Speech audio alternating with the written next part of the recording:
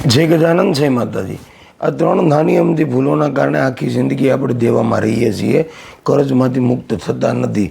દેવું દિવસે ને દિવસે આપણું વધતું જાય છે અને ઘરની અંદર પણ લક્ષ્મીની ઉણપ રહે છે। ક્યાંક ને ક્યાંક આપણને પૈસાની તંગી આપણો પીછો છોડતી નથી। કારણ તો કે આ નાની ભૂલોના કારણે। કઈ ભૂલો એ જાણતા પહેલાં કમેન્ટની અંદર જય માતાજી જરૂરથી લખી દેજો અને આ વિડીયોને શેર કરવાનું ભૂલતા નહીં। પહેલી ભૂલ, મંગળવારના દિવસે તમે ક્યારેય કોઈની પાસેથી ઉધાર પૈસા ન લ્યો। મંગળવારે લીધેલું દેવું તમારું ક્યારેય ચૂકવાશે નહીં।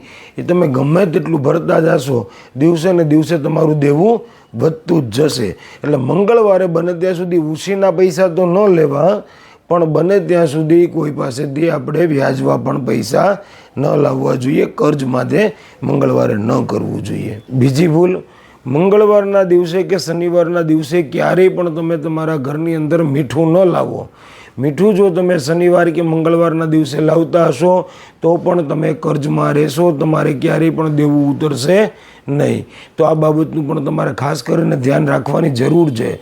અને ત્રીજી ભૂલ કે તમારા ઘરના જે વ્યક્તિ છે, કોઈ પણ પુરુષ છે, એ પુરુષના જૂના કપડાએ ક્યારેય તમારા ઘરની અંદર પોતા ન મારો। જો પુરુષના જૂના કપડાથી તમે ઘરની અંદર પોતા મારતા હશો તો એ પુરુષ ક્યારેય પણ દેવામાંથી બહાર નહીં નીકળે।